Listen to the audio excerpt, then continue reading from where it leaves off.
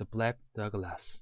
In Scotland, in the time of King Robert Bruce, there lived a brave man whose name was Douglas.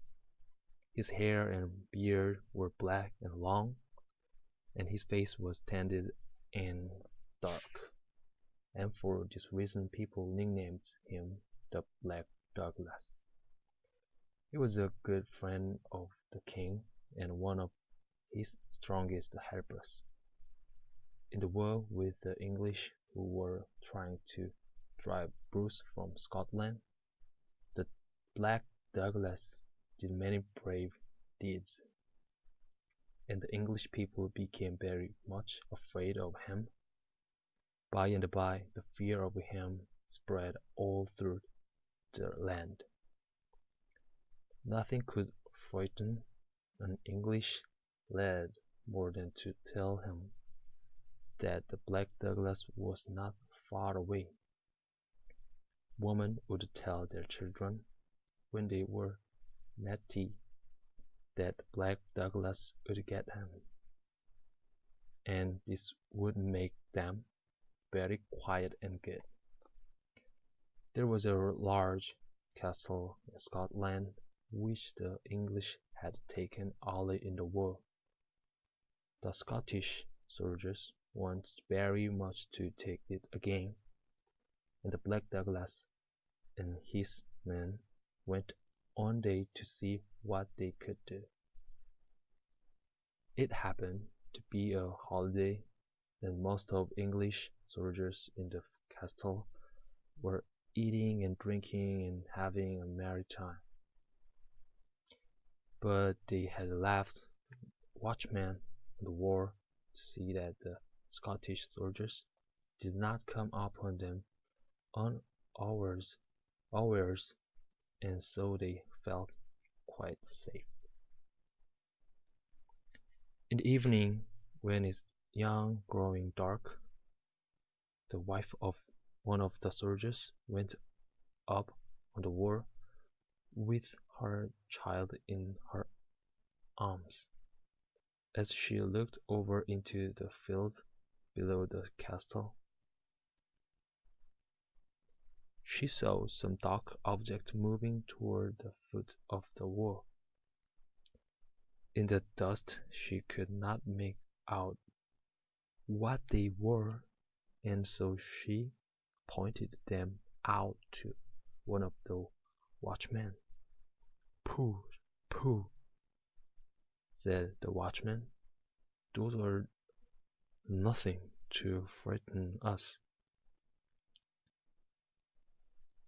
They are the farmer's cattle, trying to find their way home. The farmer himself is enjoying the holiday, and he has forgotten to bring them in. If the Black Douglas should happen this way before morning, he will be sorry for his carelessness." But the dark objects were not cattle. They were the Black Douglas and his men, creeping on hands and feet toward the foot of the castle wall. Some of them were dragging ladders behind them through the grass. They would soon be climbing to the top of the wall. None of the English soldiers dreamed that they were within many miles of the place. The woman watched them until the last one had passed round a corner out of sight. She was not afraid, for in the darkening twilight they looked indeed like cattle. After a little while she began to sing to her child. "Hush, yeah, little pig, yeah. Hush, yeah, do not fret, yeah. The Black Douglas shall not get, yeah." All at once a gruff voice was heard behind her, saying, don't be so sure about that." She looked around. There stood the Black Douglas himself. At the same moment a Scottish soldier climbed off a ladder and leaped upon the wall. And then there came another and another and another until the wall was covered with them. Soon there was hot fighting in every part of the castle, but the English were so taken by surprise that they could not do much. Many of them were killed, and in a little while Black Douglas and his men were the masters of the castle, which by right belonged to them.